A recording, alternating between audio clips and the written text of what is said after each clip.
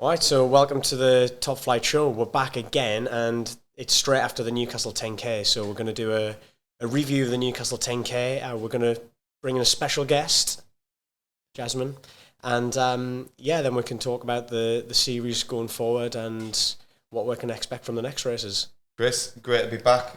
But first of all, boys are back. We are indeed. Yes. And the girls this time. Yeah, yes. Jasmine too. Yeah. Well, not back. Yeah. First time. So talk us through it then, because I was on the bike, in front of the lead bike, in front of the live stream. Yeah. So I was watching the race unfold, but I didn't get to see all of the moves. So go on then. What happened? It's good, wasn't it? Yeah. It was really good. It was quite an exciting race. You mean the overall, the men's and the women's race were both quite exciting. Like Jasmine obviously won the women's race.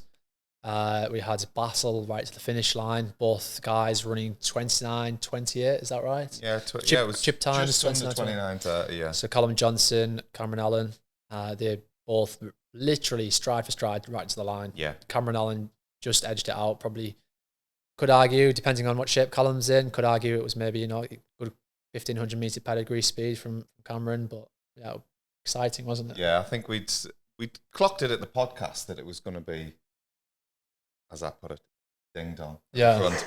And it wasn't half. Like that last K, when we look back at the results, they took 15 seconds out of Kiplanga in third place over like about 1,000 meters. Yeah. So they were absolutely motoring that last K. And like Cam mentioned, whether it was the 1500 pedigree of Cam that came through, it's hard to really say because it was just so rapid that last K anyway. But it was a thrilling race to watch. And it was a lot of chopping and changing with it, especially the front three with Kiplangat and Dennis.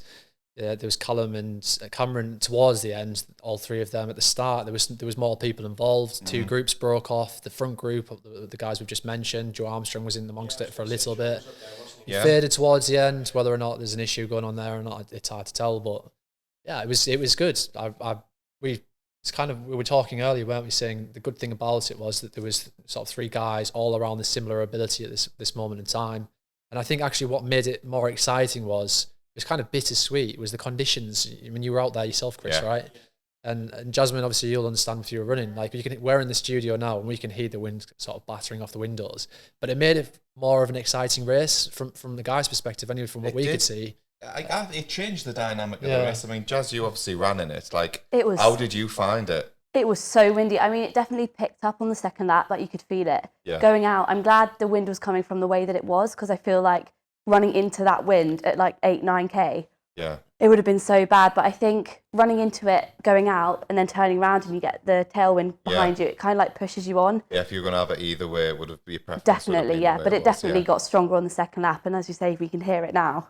Yeah, it's just picked up so much. Well, there was a point in the race where the wind was actually that strong that it blew Callum Johnson under the curb, and then he was on this little grass verge. I was thinking, is he going off-roading? Is this a trail race now? It was that strong, and we were saying as well for Cam Allen, he was like, he's a big lad. He's like, he looks as though he's over 6 foot. There was no sheltering behind people for him, it probably wasn't as bad. But then you had Kiplanga in third, who is much slighter frame, must be really light. Coming to race in the UK for maybe the first time. Did he race the Quayside 5k? Or no, he didn't. So I think this is his first time. Okay. Yeah. So first time in the UK, coming to the northeast after it's been snowing, freezing all week, and then it's blowing a gale. The pool lad must be thinking, what am I doing racing here today? Obviously everybody's had like weather warnings across the UK this week, and then earlier in the week it was icy and cold, but there was no wind. And then I thought we'd absolutely nailed it, because this morning when we got up to do the setup, it was so calm, but it did just keep picking up and picking up. So if the race was at 7:30 in the morning, there was like no wind, but it just kept getting windier as it was going. So we got it was warmer, so we didn't have any issues with like ice or needing to quit the course. But it is the UK winter, so we've sort of got away with it. The course is sheltered because there's the shelter on like both sides, but on speaking to Cameron Allen and Callum Johnson, they said that because of that, it sort of altered the dynamic of the race, where the first lap, was it Dennis and Joe Armstrong took the lead a bit, and they sort of tucked in. And then on the second lap, that sort of the three who ended up being the front three in the end. Yeah. They broke away, but they didn't really want to make any moves. And then Callum Johnson said he was sort of kicking himself a bit because he is a very, very strong runner. So I guess, like, with hindsight, he's gone, I wish I should just gone harder into the wind and made everybody hurt. But if you do that, you risk everybody just sitting in behind you and going like, well, thank you very much for the shelter. Yeah, we spoke about like the course and the way it was quite built up, and there was some sections that were more exposed, and then there was that obviously that long stretch along Skinnerburn Road where you've got like a really high wall on one side and then trees on the other. Did you find, like, when you were running, you got much shelter from that? It actually wasn't too bad when you got into that bit. It was definitely when you got to the end of the turn and you did the hairpin.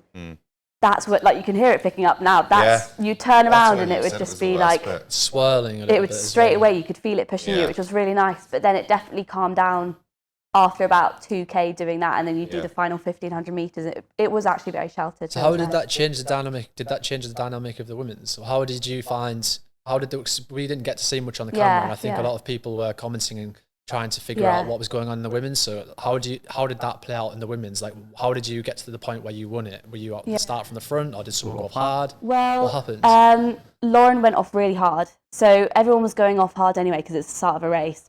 But she went off super quick, and it's slightly downhill at the start. Yeah. So we went through the first mile, and like she must have gone through in about 5:06 because I went through in 5:10, and I was thinking, oh my god, this is quicker than 5k pace. Oh my gosh! But because we were running with the men, because there weren't very many women in it, and we were running with the men, so we could kind of just make a shield around, and she was leading the way for quite a while, and I could see her in the distance, had this very large group of just tall men, and she was just tucking in with them, and it definitely spaced out a bit after about 4k, I think, because I was sitting with Emily, and then I just realised that I just felt like I felt good, so I just thought, let's push on a bit. And then I ended up running, it was kind of like jumping from group of guys to group of guys. So shout out to Liam, who basically I just sat behind for probably about 7k the whole way around, just tucking in behind him, letting him take the wind. But yeah, no, it really wasn't too bad, I think. Yeah. I'll have to apologise to Lauren because we missed her in the preview, so we hadn't picked out Lauren, and I got off the bike at 5k at the turn point because we were like shouting out the split times just to give the athletes and the crowd a bit of a feedback, and I was like, I'm not actually sure, but she'd gone through so fast that I couldn't like check the race number or anything. So apologies, I couldn't give her a shout. But when you came through, and I think you were fairly even split. I think you came through around about 16:40 ish. Yeah. You came through. I was like, she's going to knock a minute off her PB here if she does this. Like that was massive. So yeah, that I knew obviously if you continued on that, you were going to smash your PB. Yeah, because I run by like times and looking at my watch the whole time to try and just go for a PB. But since I decided to do this race and actually race it, so I wasn't looking at my watch. I was looking at it every now and then just to kind of gauge how my pace was feeling, to like how I was feeling. But then the second lap, I was kind of like, just stay with this guy. It'll be fine. It's not that bad. You can turn around in a minute. And yeah, you can get a good PB. So yeah. How do you find the mixed races? Like, do you have a preference? Oh, I prefer them so much. Yeah. Right. That's interesting because we chatted about this a lot beforehand, and we were saying, I wonder, like, from the females' perspective, whether they would rather be, in their own race for a road race, or would they rather be in the mixed race? Because obviously it's got the obvious benefits, like you say, you get to tuck in with like some of the men and get some shielding off them. Yeah. Whether that would play out the same if it was just an all-female race, given the number of entries that Chris had in this one. You saying about the number of entries, like there's hardly any women that will be. So if you did a women's only race, it would space out so much. Yeah. Everyone would just be running by themselves. Yeah. So having the men and the women mixed together, it actually pushes for faster times anyway, because the women just get pulled round by the men, and then at the end as well, like Liam, the guy I was running with, it was like a sprint finish. Like he pushes you to actually sprint at the end. It's just competition across the board for whoever's around that group, whether male, female. You're in that group. You're just racing. Yeah, exactly. And I think the more that you've got in packs that are racing, and that drives like what did you take off your PB? Like 50 seconds? Yeah, like that is a massive chunk. And in this weather as well, like But I kind of had a bit of a unintentional taper this week because it was so icy and cold. I'm not really great at the cold, so I just didn't do any sessions, and didn't fancy going on the treadmill, so I just did easy runs all week. So it kind of worked in my favour, really. Good stuff. Well done. Thank you. A really good run. Yeah, well done. Maybe lessons to be learned for that in terms of like how you prepare for races. Yeah. So other than obviously the times and the race individual at Newcastle, what are you thinking in terms of on you sort of points races and series? Because you're sitting at the top of the leaderboard now, 25 points, which puts you currently in pole position. So if you were to win another 2 races or one and Ribble Valley, if you won another race and Ribble Valley, you wouldn't be able to be defeated in the series. Yeah. But yeah, if you were to pick another few races and pick up the points, you'd be sitting pretty at the top and working towards the overall prize structure. So yeah, what was your thoughts when you heard about it? I think it's a really great idea. I mean, when I first saw it, I was a little bit confused as to what it was about and kind of who the target was. But then the times and the entry standards kind of came out, and I was like, oh, this is actually appealing to quite a big audience. I know they say it's kind of the elite, but it's also like targeting the sub-elite, and it's making it more inclusive for those athletes that are just kind of bringing their times down, like myself and one of my friends that ran it today as well.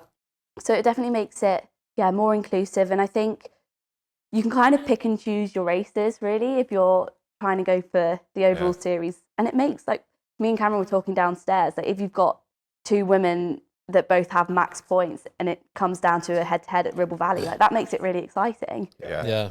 We'd said this as well, me and Cam, earlier, about the sort of the range of races that the Top Flight Series has got, going from 5k up to half marathon. Like you said, you can almost tactically pick your races. If you're more of a 5k runner, 1500 in the summer or something like that. Yeah, kids say, right, well, I'm going to target that 5k and I'm going to target that 10k because I'm going to be in this phase of training. Exactly. Whereas if you're at the other end of half marathon, you can go, right, well, I will drop down to a 10k there because I'm going to be a bit sharper at that point. And I think that's one of the good things about the Top Flight Series. I think that we've got just that range of races. And you can, like we mentioned last time as well, you can target geographically. So we have tried to spread it out around England. So it is going to be more favourable when an event's on your doorstep. So we have tried to move it around, and some are midweek and some are weekends. So people could get a little bit tactical, like you said, and choose the ones that they feel like they've got the. But there's that accessibility still. Like there's a support, isn't there, for travel if you hit if you've got certain times. Yeah, exactly. So people can have a look on the website for expenses. So it's basically if whatever times you've done within the last 2 years will contribute expenses towards that. If you're coming from, you qualify essentially. Yeah, if you're coming from far away to the event to try and support that. Yeah. So you don't need to just stick to where you're from. If you maybe need the financial support to be able to get to certain races, RunThrough with the Top Flight races are still supporting that, aren't they? So there's still that there. Exactly.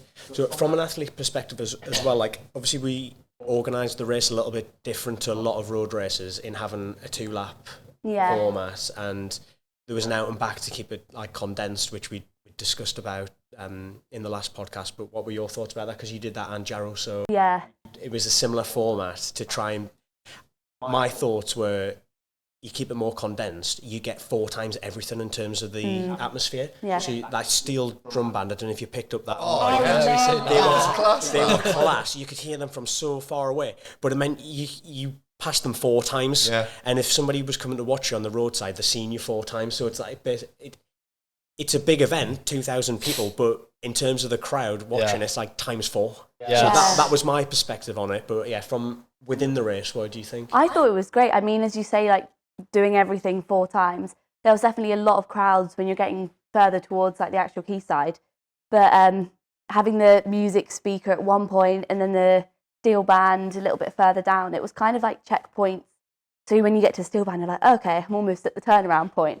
And they're like doing their steel pans in time to your running, which is great. So you can kind of like do your cadence in time, which was fab. But I quite like the out and back because doing 2 laps, I find it easy mentally, and I think a lot of runners feel the same.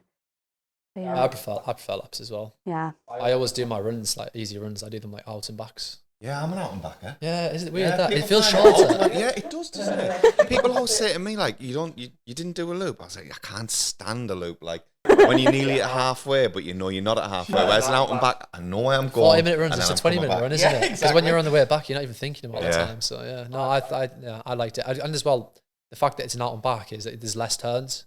So you essentially turn back on yourself once. There wasn't 2 hairpin loops either, was it? Essentially, like there was one that went when you were coming back, ready to go back out again, that was around the buildings. So that wasn't... But the Tyne Bridge, which is pretty cool anyway, so it's like the photo. There was so many good crowds.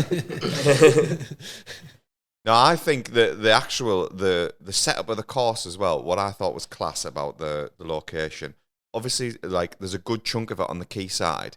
So you've not only got, like, people that are coming down to watch anyway, but you've got the general public that are out for a walk on a Saturday morning. They're going to be there, like, they're obviously going to watch the race or watch it unfolding. So it just pricks people's interest, like, oh, there's an event on here. Oh, it's a run-through event. Like, they might go home and think, I wonder what that run-through is all about. Let's have a little look at it. Oh, they do it, right? I'm going to get into this. Like, it's just, it boxed off so many things out. Yeah, I hope so. And yeah, when you said Tyne Bridge, big shout out to Tyne Bridge Harriers, who are our partner club, and we had a lot of volunteers who came down to support the event, and obviously without them, the atmosphere of the event and the management of it would not be the same. So yeah, like massive shout out to Tyne Bridge Harriers supporting the event there. Well done. So our next event that we've got coming up is Warwick Half Marathon. So yeah, we've got our chip leaders at the moment.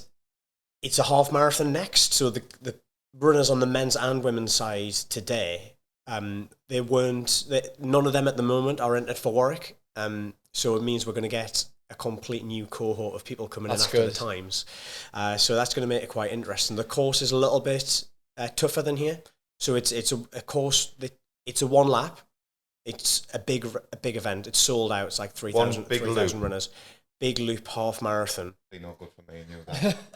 If you change it to an out exactly. and back, we'll just get halfway of the course around us and we're there. Yeah, so it's a bit, it's undulating, but it's more on the way out. So the first half is a little bit more of a rise, and then it's more of a fall on the way back. It's definitely not something that you would describe as like a majorly hard course, but compared to this one, which has been hyper flat, it's more of a challenging course, which brings the point system into play again. So like we mentioned last time, it's a huge event, 3,000 runners sell out. This deserves like an elite field at the front of the race, and the points are going to come into play, and potentially some of the prize bonus as well, because we have got some Great Britain internationals signed up for the race, but I don't want to reveal too much at the moment. So we're still bringing the field together. You know, from speaking to some of the athletes like that have like scored points heavily today, have any of them sort of alluded to whether they would consider doing it as part of like in the next couple of weeks, doing the half, or would, like, I'm thinking maybe someone like Callum Johnson, who's picked up a second place today. He might not want to because he might have other plans, but if he was targeting the Top Flight Series, he's a great half marathon runner. He's had some unbelievable results. Did he sort of give you any hint that he might consider doing a half there, or? Well, I'll ask him, but I know that obviously he's a very strong cross-country runner. Cameron Allen's doing the Northern cross-country next week, so he's obviously shown super form today, so that bodes well. I know both of them will have some sort of cross-country goals and then moving towards the track. Yeah. Cameron Allen is really engaged with the whole series, so he said that he's looking at which ones are going to fit in best, right? Including Ribble Valley, because obviously he's in the hot seat. Callum Johnson's been a big supporter of our events. He obviously won at Jarrow. He's won the Quayside 5k twice, and has also run at Ribble Valley quite a few times. So these events already fit in for some of these still in their guys anyway. It depends on the athletes. I think we touched on this last time, didn't we? In the sense that when you get to this point in the year, like, people do have different commitments. Like you've just said there, Callum has got like the cross country, like the World Cross Country Champs that are fast approaching. I would like to think that he'll be looking to make his second GB vest within the space of a few months. That would be good. So whether or not he'll be wanting to sort of risk that by running the half marathon now, I don't know. But again, that's also part of the beauty of the series being once a month throughout the whole of the year. The fact that other athletes who may not be targeting the cross country might take a look at that and go, I feel like I could score maximum points on this, because I mean, exactly. Like, you're going into now, this time next month, you'll be tied with someone else at the top, and then maybe the next month after that, you might not want to do it. So you might have 3 ladies going into April who, let's say, Battersea 5k, which we've talked about quite a lot because it's central in London. Usually those Battersea races do attract quite a big audience. You might have three or four girls who are all tied with top places, all racing in the same race at once. And that's a race off again now for the battle back to the top. So the fact that it's not everybody competing in the same race week in, week out, like Formula One, somebody might have already established a big lead, and it's not, I mean, it's still exciting, but if you've got four girls all on 25 points. Yeah, and that's why like the max 3 races thing works well. Because somebody could theoretically win the first 3 races of the series, but they can't improve on their overall score. They would have to. All going to come down to River Valley. You could, and I encourage it. Cameron Allen could come and Jasmine could come and do 10 races. They could win the first 10, and then they can't get it's not just win all 10. Yeah, exactly. And then you don't need to turn up at River Valley. You can eat your Christmas dinner and chill. There's obviously the prize series, but then it's not like you're not getting anything for turning up and performing well at the races anyway. There's cash prizes for all the races. And cash incentives for travel and accommodation as well if you qualify. So and the qualifying targets are very reasonable, I think. So if you've got those runners that are kind of just starting to come onto the elite scene, then they can enter these races and kind of get a better feel for what it's like. What are you thinking next in the Top Flight series? Have you got anything earmarked? I'm actually not sure. I mean, I'm dropping down in distance this year to like 3k, 5k, 10k, so no halves, but definitely Batty. Batty's going to be a fast one, and I think, like you said, it's in April. Everyone wants to run a fast 5k. It is. It's a great bridging time, month, isn't it? Between indoors and cross country and outdoors. Yeah. But especially like if you're perfect month. If you're like, it's good weather. It's a location with a central location for a lot of athletes, especially with the rise of the amount of run clubs that are going on in London at the minute with the free run clubs. People are going to have a lot of entrants for that one, for instance. So you'd kind of expect that there to be a lot of people and maybe that to be a sellout event. But in terms of the Top Flight series, I mean, April, is that usually Mid Cheshire that you see a lot of people running in April? Mid Cheshire people enter and run fast there. There might be a podium one just before that in March. So there's other good options. We've also got another Quayside 5k so we're doing a spring edition as well as a summer now. So the Top Flight one will be the August one. Yeah. We didn't want to put 2 of the Quayside ones in there. We've already got a fair share of our Top Flight events in the Northeast. But yeah, the spring edition. Spring 5Ks are everyone wants to do one. Wednesday the 24th of April is the spring one here. Obviously it's the same course. Yeah. So yeah, we're putting big opportunities out there. Usually people are wanting to, maybe even middle distance runners as well, that are wanting to do sort of the back in a strength block after the cross country and the indoors. They're looking for the outdoors. They're not maybe quite. They're starting to integrate some speed work. So I think that's a perfect. Yeah, you're gradually phasing down at that point, aren't you? Like say if you're a 1500 meter guy on the track, you're going to be getting towards that point where you're still strong from the winter. You want to be sharp enough for June, July time, but you don't want to be just all that hard work out the window early doors. You want to be that like 5k is that perfect distance. You see a lot start off with a 5k at the beginning of the season, so. That's a perfect time for a 5k, that one. Yeah. So is it an out and back or is it a loop? Which one? Battersea. Oh, Battersea. Sorry, Battersea is a loop. It's a 2.5k loop. Oh, good for me. No, it is a really flat and fast one with like the court. Yeah. It's like a rectangle, but the bends aren't. They're not really tight. Yeah, they're not really sharp. So you can run really quick there. So I think we've covered loads of stuff there. And the next one along is the official title Wigley Group Warwick Half Marathon. So yeah, we're what's the date? Looking forward to that one. That is the 4th of February. So we're still taking entries for that. I've got lots of entries where when you mentioned before people planning ahead. Like I've seen on the Top Flight Elite entry page, people are actually entering like Newcastle 10k and Aintree, or they're entering like 3 Batterseas and things like that. So yeah, we're getting people entering like multiple races, which is pretty cool. And yeah, you'll have to make sure that you get yours in. I think as well, like now that we've had the first race of the series and there's media going out about it online, people are going to start to figure out what actually it is. So you're going to get more entrants and more people are going to figure out how the system actually works. Because before the first race happens, some people might actually have not really known what the general gist of the whole top flight was. And by the way, thanks for the support and the glowing reference. Jasmine obviously doesn't want to attract too many good runners to the series and knock herself off the top. Yeah. don't do it, guys. Don't run. Thank you so much. The race organizer, he's horrible. I love it. Should we talk about how much money the winners walked away with today?